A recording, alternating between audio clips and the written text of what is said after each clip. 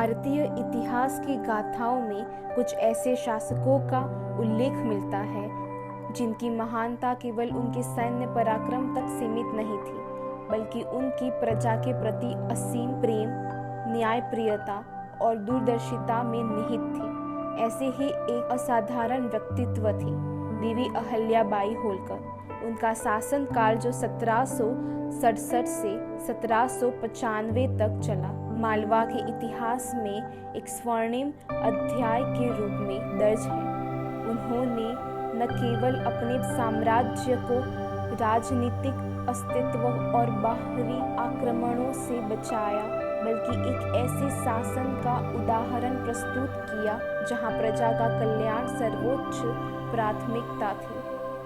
अहिल्याबाई को इतिहास एक शासक के रूप में ही नहीं, बल्कि लोक माता के रूप में भी याद किया जाता है। अहिल्याबाई का शासन उनकी न्याय व्यवस्था के लिए विशेष रूप से प्रसिद्ध था। उनका मानना था कि एक शासक का सबसे महत्वपूर्ण कर्तव्य निष्पक्षता से न्याय करना है। उन्होंने एक ऐसी व्यवस्था स्थापित की जहां सबसे गरीब और कमजोर व्यक्ति भी बिना किसी भय के अपनी शिकायत लेकर उसके पास आ सकता था। वह स्वयं जनता की शिकायतें सुनती थी और मौके पर ही त्वरित और निष्पक्ष निर्णय लेती थी। उनके दरबार में किसी भी प्रकार का भेदभाव नहीं था। उन्होंने भ्रष्टाचार को जड़ से खत्म करने का प्रयास किया और दोषी अधिकारियों को सख्त दंड दिया। उनके शासन में न्याय इतना सुलभ और पारदर्शी था कि जनता को अपनी समस्याओं के समाधान के लिए कहीं और भटकना नहीं पड़ता था। वह अपने अधिकारियों को भी न्याय और ईमानदारी से काम करने के लिए प्रेरित करती थी। उनकी प्रशासनिक व्यवस्था इतनी मजबूत थी कि राज्य में कानून व्यवस्था पूरी तरह से नियंत्रित थी। उन्होंने राज्य के आंतरिक मामलों को इतनी कुशलता से संभाला कि उनके शासनकाल में कोई बड़ा विद्रोह या अशांति नहीं हुई, जिससे प्रजा शांति और सुरक्षा का अनुभव कर सके। अहिल्याबाई केवल एक न्यायप्रिय शासक नहीं, बल्कि एक कुशल प्रशासक और दूरदर्शी नेता भी थी। उन्होंने समाज की, राज्य की असली शक्ति उनकी आर्थिक समृद्धि में है। उन्होंने कृषि और व्यापार को बढ़ावा देने के लिए अथक प्रयास किए। उन्होंने किसानों की समस्याओं को समझा और उनके लिए सिंचाई की व्यवस्था की। उन्होंने पूरे मालवा क्षेत्र में कुओं और तालाबों का निर्माण करवाया, जिससे कृषि उत्पादन में वृद्धि हुई।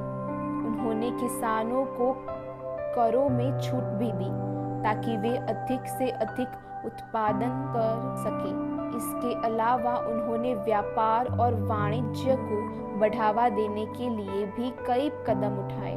उन्होंने सड़कों का निर्माण करवाया और व्यापारिक मार्गों को सुरक्षित बनाया, जिससे व्यापारी बिना किसी डर के यात्रा कर सके। सामाजिक विकास के क्षेत्र में भी उनका योगदान अतुलनीय है। उन्होंने विधवाओं, गरीबों और निराश्रितों के लिए अनेक कल्याणकारी योजनाएं चलाई।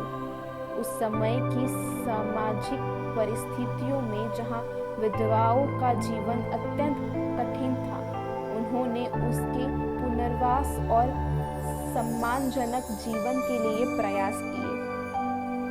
उन्होंने कई धर्मशालाओं और अन्य क्षेत्रों का निर्माण करवाया, जहां जरूरतमंद का आश्रय और भोजन मिलता था। उनका यह प्रयास दर्शाता है कि वह केवल सत्ता चलाने वाली रानी नहीं, बल्कि एक माँ की तरह अपनी प्रजा की देखभाल करती थी। अहिल्याबाई को उनके धार्मिक सांस्कृतिक योगदान के लिए विशेष रूप से याद किया जाता है। वह एक गहरी धर्मपरायण महिला थी, लेकिन उनकी धार्मिकता संकीर्ण नहीं थी। उन्होंने पूरे भारतवर्ष में मंदिर, घाटों, धर्मशालाओं और कुओं का निर्माण और जीर्णोद्धार करवाया। उनके सबसे महत्वपूर्ण कार्यों में से एक था काशी विश्वनाथ मंदिर का जीर्णोद्धार, जो 1780 में करवाया गया था। उन्होंने सोमनाथ, अयोध्या, द्वारका, जगन्नाथपुरी, हरिद्वार, रामेश्वर और गया जैसे प्रमुख तीर्थ स्थलों में भी अनेक निर्माण कार्य करवाए।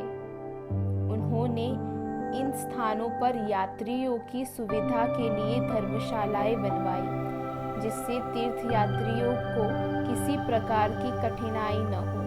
ये प्रयास सिर्फ धार्मिक कार्य नहीं थे, बल्कि उन्होंने भारत की सांस्कृतिक एकता और विरासत को भी मजबूत किया।